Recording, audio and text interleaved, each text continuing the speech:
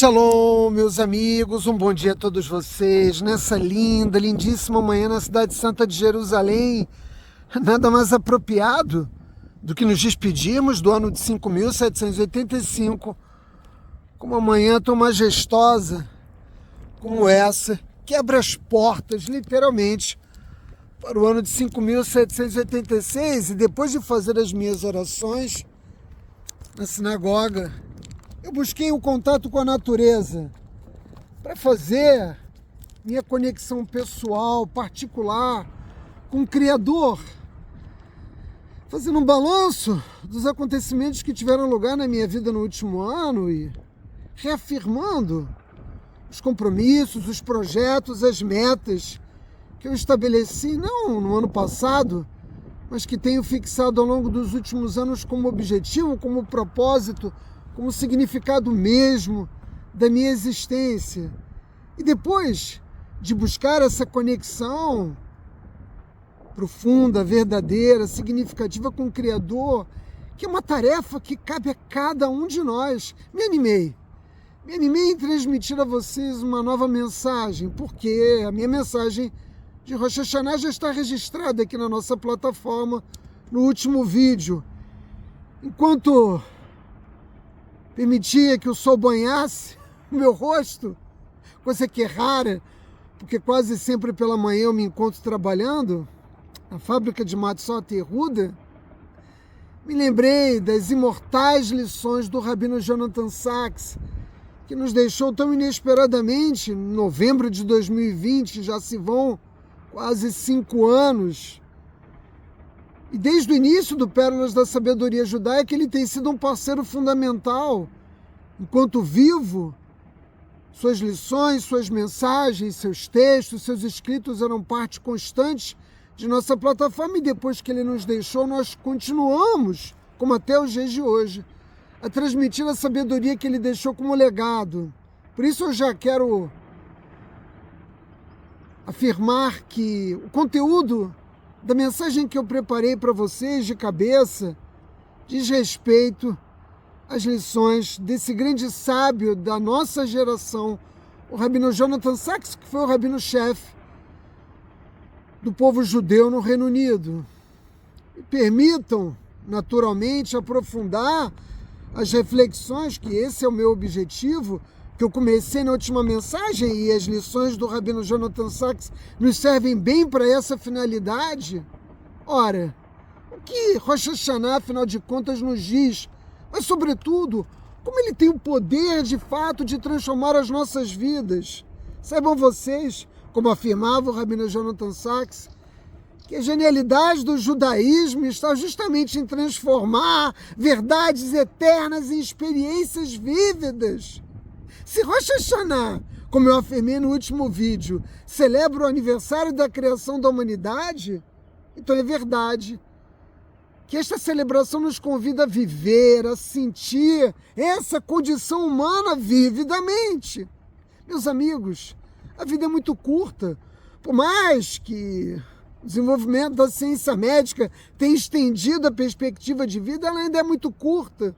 E nós não seremos capazes de alcançar e de realizar tudo aquilo que desejamos. Pelo menos eu falo por mim.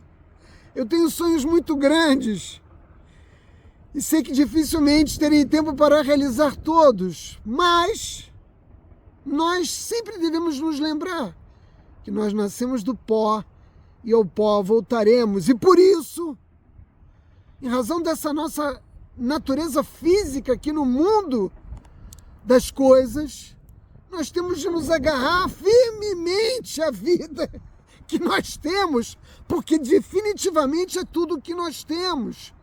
Nós sabemos, como eu disse antes, que nós vamos concluir a nossa tarefa, porém, não estamos livres para nos afastar dela. Eu não quero pensar no propósito da minha vida. Não faça isso. Não transforme a sua existência em algo completamente aleatório e sem sentido. E essa é a primeira verdade, né, que eu procurei selecionar nas muitas lições do Rabino Sacks. Nós devemos lembrando da nossa condição humana, agarrarmos com todas as nossas forças o propósito da nossa existência. A segunda dessas lições, e eu vou oferecer a vocês apenas 7, mas eu me lembro que elas são muito mais numerosas, é que cada dia em si, como o dia de hoje, com toda a beleza que marca a existência, cada dia, cada respiração que nós damos é um presente de Deus. A gratidão e o reconhecimento do amor do Criador que nos dá a vida e que garante a existência da nossa vida é fundamental, sobretudo agora, que estamos diante do julgamento do Criador, que vamos passar diante do trono celestial, devemos nos lembrar disso. Portanto, não é algo a ser considerado, o que, Átila? A vida mesma, como algo garantido. Eu digo isso porque a maioria das pessoas não está preocupado se vai ser julgado, se não vai ser julgado. É evidente que todos nós desejamos viver, mas é verdade também que a maioria de nós não se preocupa muito com isso. Outras religiões buscam Deus no céu, ou até mesmo na vida após a morte. O judaísmo não. Embora nós acreditemos firmemente na vida após a morte, o judaísmo busca Deus incansavelmente no aqui e no agora. No aqui e no agora da vida física na terra, na luta. Como eu disse, embora sejamos uma fé que acredita na vida após a morte, também na reencarnação das almas, é na vida antes da morte. E esse é um princípio fundador do judaísmo que nós, de fato, somos capazes de encontrar, eu diria mais do que encontrar, de realizar a maior grandeza humana. Em terceiro lugar, nós somos livres. O judaísmo é a fé do Deus da liberdade. Nós acreditamos na responsabilidade, acreditamos na liberdade, mas compreendemos o significado da responsabilidade. Ou seja, nós não estamos presos, como muitos acreditam, em impulsos psicológicos, em forças econômicas que mobilizam as consciências humanas, ou mesmo em fatores genéticos. Tudo isso é colocado para nós no seu devido lugar. Embora nós compreendamos a importância desses fatores, nós não aceitamos que a nossa liberdade seja turvada por algo que foge à esfera da consciência. Nós somos capazes de resistir. Resistir àquela torta de chocolate, resistir ao adultério, resistir às drogas, resistir ao álcool, resistir a todos aqueles desejos que nós sabemos que possuem uma natureza destrutiva e que nos afastam do nosso propósito. Nós somos livres, podemos, e é essa exortação que o Rabino Sacks faz a todos nós, como um judeu sábio, podemos agora mesmo fazer algo completamente diferente daquilo que fizemos no dia de ontem. Nós somos livres, nós podemos sempre corrigir as nossas ações. E a história do povo judeu prova isso. Átila, como é que prova? Vejam, mesmo contra todas as probabilidades, nós nos negamos a desaparecer. Nós nos negamos a sofrer uma derrota que comprometa a natureza mesma da nossa existência. Nós somos livres. E esse valor é um valor que anda para e passo ao valor da vida. Em quarto lugar, a vida tem sentido. Parece que hoje esse é o campo de batalha mais importante que nós enfrentamos no mundo. A maioria das pessoas já não atribui mais significado a nada. Nós não somos um acidente. da matéria gerada por um universo que surgiu sem sentido e que também vai desaparecer, vai deixar de existir sem nenhum sentido aparente. Não! Absolutamente não! Nós estamos aqui. A vida, a criação, todas as coisas e nós mesmos, ou seja, tanto nós quanto o universo, fomos trazidos aqui por um Deus. A existência não é um acaso, não é resultado de forças aleatórias. Deus governa o mundo, como eu sempre digo a vocês. Mas mais do que isso, Deus governa e Ele nos conhece.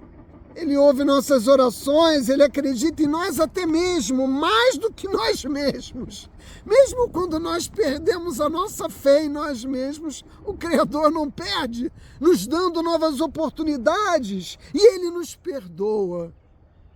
Ele é misericordioso, Ele é um Deus de amor, e nos dá força para enfrentarmos aquilo que para muitos é o desespero. Desespero de derrotas aparentes que enfrentou ao longo da vida.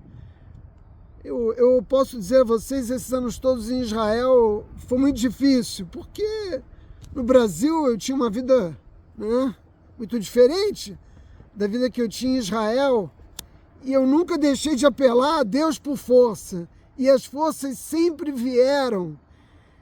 E é preciso que se diga, como nos lembra o rabino Jonathan Sacks, nenhum povo insistiu mais do que nós, que a história tem um propósito e que a humanidade tem um destino. Esse destino, por meio do propósito que cabe a cada um de nós, no enredo da criação buscar, nós introduzimos. E eu falo disso com enorme orgulho de ser judeu, de participar e viver dessa tradição que deu tanto e continua dando tanto à humanidade, apesar de todo o ódio esferido contra nós. Nós introduzimos à vida humana a dignidade de um propósito. Quinto, a vida não é fácil. Átila, você já falou sobre isso muitas vezes ao longo dos anos. Nós não vemos a realidade com lentes cor-de-rosa, né? É óbvio que não. Nós não adoramos a pílula. O sofrimento dos nossos antepassados nos assombram. Quando nós lemos e relemos todos os anos as parashot da Torá, nós sabemos como é o mundo, mas nós também sabemos como o mundo deveria ser. E nós sabemos que ele não é como deveria ser. E se ele não é como deveria ser, isso nos dá esperança e força para todos os dias aguardarmos e construirmos a era messiânica. Nós somos uma manifestação de fé que não perde a sua esperança, porque nós sabemos que os acontecimentos estão sempre sendo conduzidos pela Shekhinah, pela divina providência. Deus não se afasta do mundo, ela sempre existe, continua conosco, mesmo nos momentos mais difíceis. Ela pode até esconder o rosto de nós.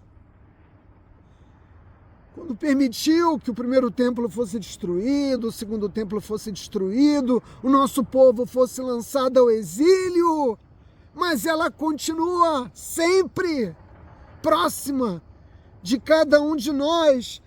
E ser judeu é isso, é acreditar nessa presença.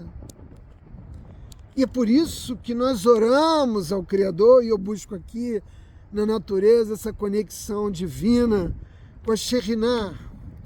Em sexto, a vida pode ser difícil, mas ela também pode ser doce, como agora em Rosh Hashanah, que vamos mergulhar as nossas halot e as nossas maçãs no mel.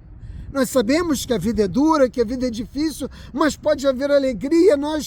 E o judaísmo mostrou isso ao longo de milhares de anos. Nós não precisamos de riquezas para sermos ricos e nem precisamos de poder para sermos fortes. Nenhuma outra nação mostrou isso de uma forma mais real do que nós. Ser judeu é viver para as coisas simples. Eu sei que vocês, quando pensam no judaísmo, pensam em grandes fortunas, grandes banqueiros, grandes conglomerados industriais, mas isso não é o judaísmo. Isso é apenas parte da existência. Ser judeu é viver para as coisas mais simples. Que coisas são essas, Átila? O amor que liga o marido à sua esposa. O amor que conecta por um vínculo sagrado pais e filhos. O amor que nos faz a prática do bem por meio de atos de bondade amorosa, Gemilut Hassadim. São essas coisas simples de nos preocuparmos com o outro, de nos dedicarmos ao outro. Seja ele, a nossa esposa, o nosso pai, o nosso filho, um outro judeu. Afinal de contas, todos nós, judeus, dividimos a mesma alma. Nós, ao longo da história, temos rejeitado o hedonismo e, sobretudo, a ideia de alcançar prazer por meio de culturas ascéticas. Tenho repetido isso ao longo dos anos, isso não tem nada a ver com a nossa fé, com a nossa crença. Nós acreditamos, sim, né, no prazer advindo das coisas simples. E, em sétimo lugar, a nossa vida é a maior obra de arte que nós jamais faremos. Deus, naturalmente, também tem esse anseio.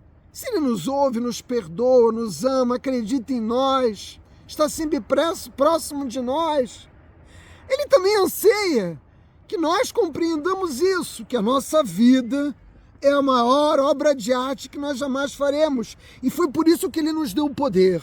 Que poder? De criarmos a vida, de sermos parceiros do Criador na existência. Lembremos-nos de que o homem deve, cada dia, criar a si mesmo. É para isso que nós estamos aqui. E deve fazer isso num processo contínuo de renovação. Então agora, há pouco, quando eu rezava em Itbodedut, fazendo um balanço dos acontecimentos, eu procurei fazer como o Rabino Jonathan Sacks nos orienta. Agir como um artista, que depois de completar uma obra, ele se distancia para poder ver com uma certa distância aquilo que ele acabou de criar. E muitas vezes é preciso esse afastamento para que nós possamos compreender o que temos feito de nossas vidas. Eu tentei fazer isso hoje pela manhã. Eu gostei do que eu vi. Está inacabado. Ainda muitas pinceladas a dar. Na verdade, eu não concluí essa obra e talvez nem chegue a concluí-la, mas eu sei que a cada dia eu tento fazer o melhor. E essa é a exortação que o nosso povo faz a cada um de nós e também a toda a humanidade, meus amigos. Shana Tova Umetukah, que sejamos todos inscritos no livro da vida, mas que sejamos inscritos para uma vida com propósito, com significado, com sentido, meus amigos. Vai.